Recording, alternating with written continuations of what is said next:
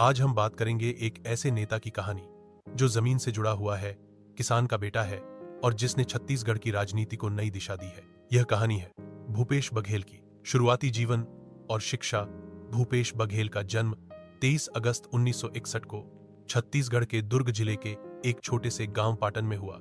उनके पिता नंद कुमार बघेल एक किसान थे और मां साधारण गृहिणी।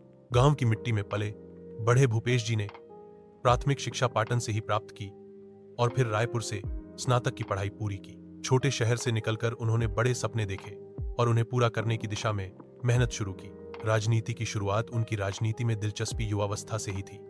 उन्होंने कांग्रेस की युवा इकाई से राजनीति की शुरुआत की और जल्द ही पार्टी के सक्रिय सदस्य बन गए। 1990 में वे पहली बार विधायक बने और जनता के बीच उनकी छवि एक मेहनती और ईमानदार नेता की बन गई। छत्तीसगढ़ राज्य का गठन और सक्रिय भूमिका। साल 2000 में जब मध्य प्रदेश से अलग होकर छत्तीसगढ़ राज्य बना, तब भूपेश बघेल ने राज्य की राजनीति में अपनी एक अलग पहचान बनाई।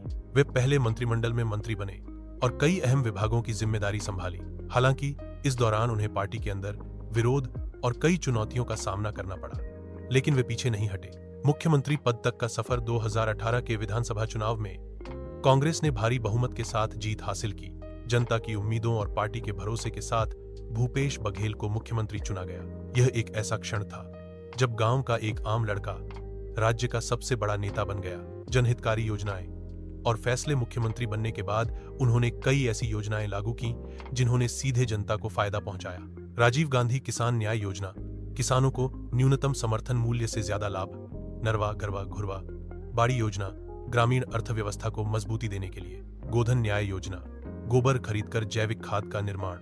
स्कूलों और अस्पतालों की स्थिति में सुधार।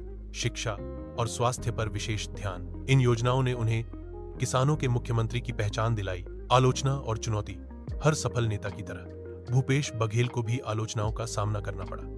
कुछ ने कहा कि ये योजनाएं सिर्फ वोट बैंक की राजनीति है, लेकिन उन्होंने बार बार यही कहा, मेरे फैसलों का केंद्र बिंदु सिर्फ जनता है और मैं उन्हीं के लिए काम करता हूं। निष्कर्ष, भूपेश बघेल की कहानी हमें सिखाती है कि अगर इरादे मजबूत हों तो कोई भी सपना बड़ा नहीं होता। एक किसान का बेटा भी अगर मेहनत और जनता के विश्वास से आगे बढ़े तो राज्य का नेतृत्व कर सकता है। यह है लोकतंत्र की असली ताकत। अगर आपको यह वीडियो पसंद आया हो तो लाइक करें, शेयर करें और हमारे चैनल को सब्सक्राइब करना ना भूलें।